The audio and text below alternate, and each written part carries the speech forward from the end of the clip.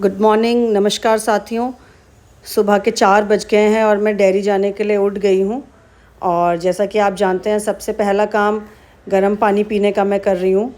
और इसके बाद आज मैं आपको एक चीज़ दिखाऊंगी जो मैंने अभी 3-4 दिन से शुरू करी है, वो है ऑयल पुलिंग। ऑयल पुलिंग में मैं कोकोनट ऑयल को 1-1.5 चम्मच अपने मुंह के अंदर लूँगी और उसको आपको लगभग 5 से 10 मिनट अपने मुंह के अंदर घुमाना है और अपने मुंह के अंदर ही रखना है। तो ये ऑयल क्या करेगा, जो आपके मुंह की कैविटी है और आपके दांतों की सारी गंदगी जो है खींच लेगा। तो ये 10 मिनट अपने मुंह में रखने के बाद आप इसको थूक सकते हैं और उसके बाद आप अपना ब्रश या जो भी आपको अपना ओरल हाइजीन के लिए करना है वो कर सकते हैं। मैंने कॉफ़ी बनाने से पहले ही ये मुंह में डाल लिया था ऑयल, जिससे कि मेरे जो 5-10 मिनट हैं उस बीच में मैं अपने बाकी काम कर सकूं। और ये मैंने 2 ब्लैक कॉफ़ी बना ली हैं और इसके बाद मैं जो है डेयरी के लिए निकलूँगी। ऑयल पुलिंग के बारे में आप इंटरनेट पे बहुत सारी इन्फॉर्मेशन है, आप लोग देख सकते हैं और ये टेक्निक अपने जीवन में आजमा सकते हैं। बहुत अच्छा है ये। और ये सोनू डेयरी जाने के लिए सामान उठा के निकल गया है। मैं भी अभी नीचे जाऊंगी और हम लोग डेयरी के लिए निकल जाएंगे। मैं और सोनू डेयरी के लिए निकल गए हैं और हम लोग रास्ते में हैं। जब घर से निकलते हैं तो अंधेरा होता है और फिर पहुंचते पहुंचते सुबह हो जाती है। तो ये ट्रांजिशन बहुत अच्छा लगता है। बहुत अच्छा समय होता है ये सुबह का ब्रह्म मुहूर्त का समय। हम लोग सोनीपत हाईवे पे आ गए हैं। सोनीपत हाईवे नहीं है ये, मगर अब हम लोग गांव के अंदर एंट्री कर रहे हैं। और गांव का वातावरण तो वाकई में बहुत अच्छा है। और दिल्ली से जब आप यहाँ आते हैं तो एक अलग ही ट्रांजिशन आप लोगों को फील होगा। आज मेरे को फार्म जाके सबसे पहले अपनी गाड़ी को चार्जिंग पे लगाना है। मैं आपको बता दूं, मैं इलेक्ट्रिक व्हीकल यूज़ करती हूँ, जिससे हमारा जो फ्यूल कॉस्ट है, जो फ्यूल का एक्सपेंस है, वो काफ़ी कम भी हो गया है और ये एनवायरनमेंट फ्रेंडली भी है। हालांकि थोड़ा चार्जिंग का इशू रहता है, मगर हम लोग प्लान करके उसको मैनेज कर लेते हैं। हर बार मैं आपको पीछे के गेट से डेयरी के अंदर ले जाती थी, आज मैं आपको सामने के गेट से अंदर लेके जाऊँगी, क्योंकि मुझे अपनी गाड़ी थोड़ी देर चार्ज करनी है, जिससे कि हम आराम से दिल्ली पहुंच जाएं। अभी मुझे नज़र आ रहा है एक भैंसा बुग्गी में अंकल जो है गोबर लेके आ रहे हैं। भैंसा बुग्गी होती है, जो भैंसा होता है उसके एक लकड़ी की गाड़ी उसके पीछे बांध दी जाती है, उसको बुग्गी कहते हैं गांव में। तो ये गोबर शायद अपने खेत में डालने के लिए लेके जा रहे होंगे। और अब हम लोग अपनी डेयरी जा रहे हैं, अंदर एंट्री होने वाले हैं। ये जो 2 रूम आपको नज़र आ रहे हैं, ये ट्यूबवेल के लिए रूम बनाए हुए हैं। इसमें ट्यूबवेल का ऑन ऑफ का सिस्टम पूरा होता है। ये हम लोग अपने खेतों के बीच में से, और ये दोनों तरफ मेरे जवार लगी है, मैंने दिखाया था आपको अपने शुरू के व्लॉग में। और अब हम लोग डेयरी पहुंच गए हैं और ये डेयरी का गेट बंद है।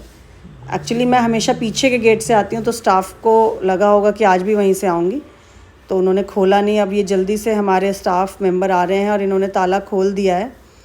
और अब मैं डेयरी के अंदर जा रही हूँ। अंदर जाके सबसे पहला काम जो मैंने आपको बताया था, ये गाड़ी को मैं चार्जिंग पे लगा रही हूँ।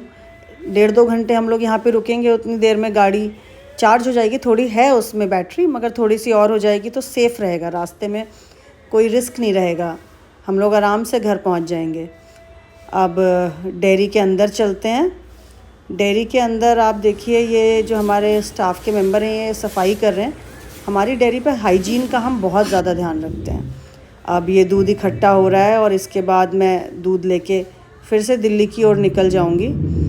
हम लोग दिल्ली की तरफ बढ़ गए हैं।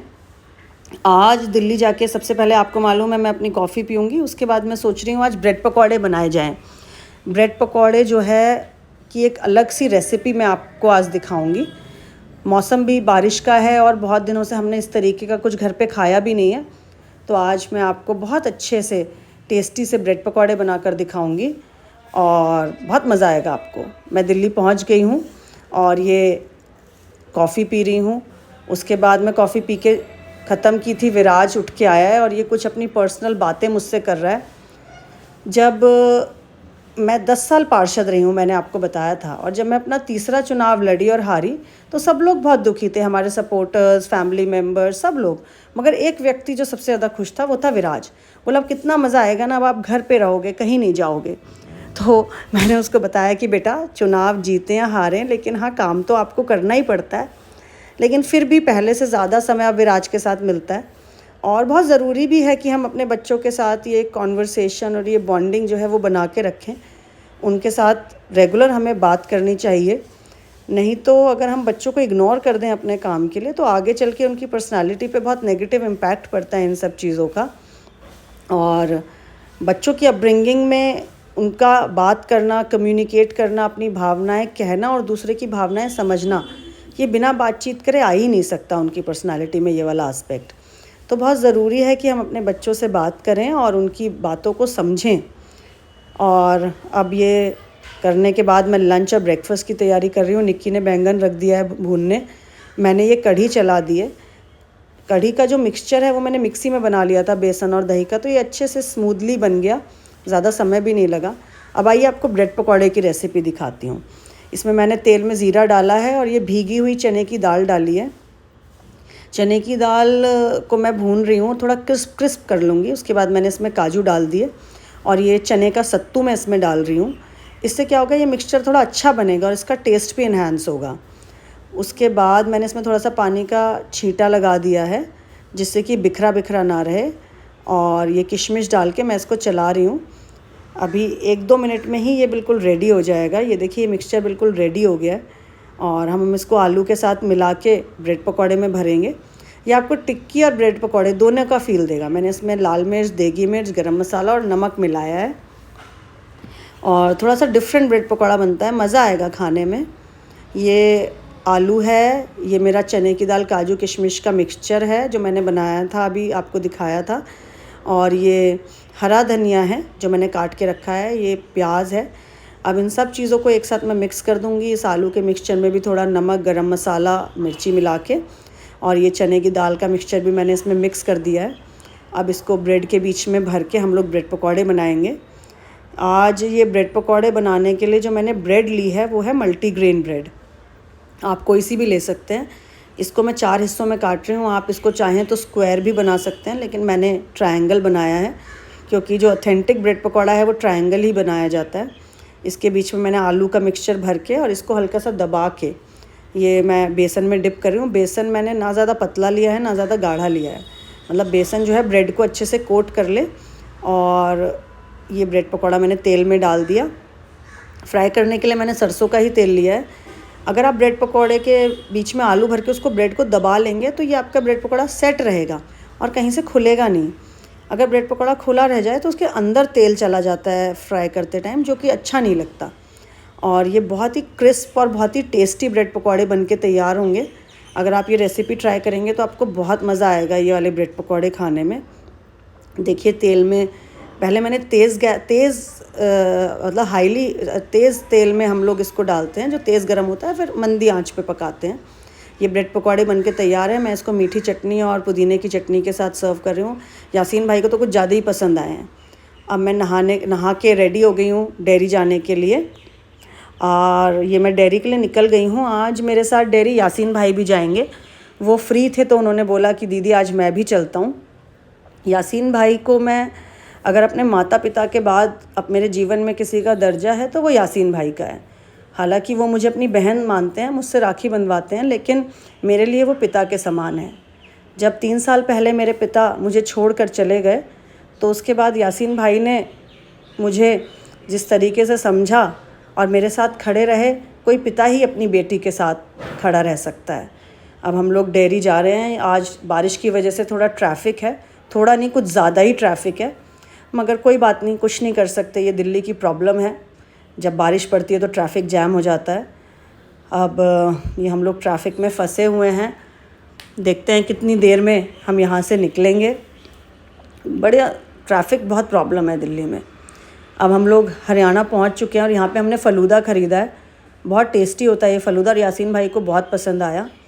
मेरे को भी पसंद है, लेकिन थोड़ा सा कैलोरीज़ बहुत ज़्यादा होती हैं इसमें, बहुत हैवी होता है, मगर खाने में मज़ा आ जाता है।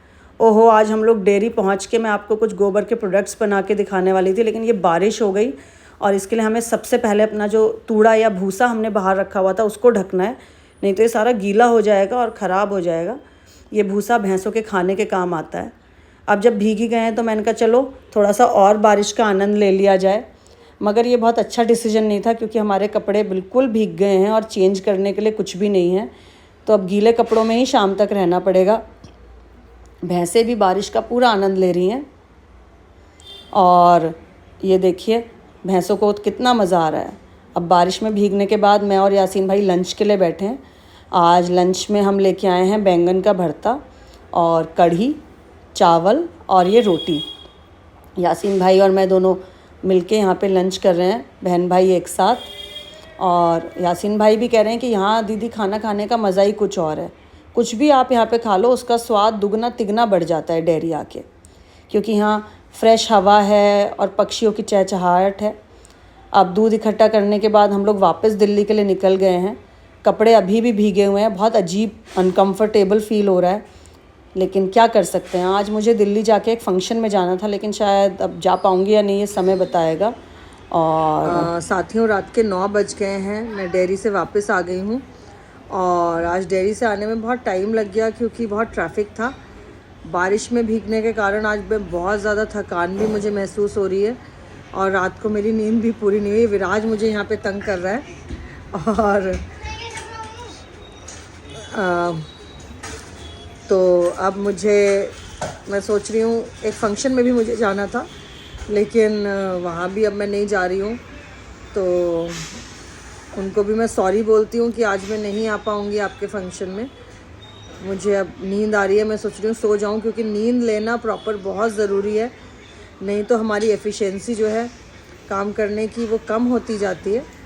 तो आज मैं 9 बजे ही सोने जा रही हूँ, कल सुबह फिर 4 बजे उठूँगी और एक नए व्लॉग के साथ, एक नए दिन के साथ आपके साथ फिर बहुत सारी बातें करूँगी। धन्यवाद, गुड नाइट, शुभ रात्रि।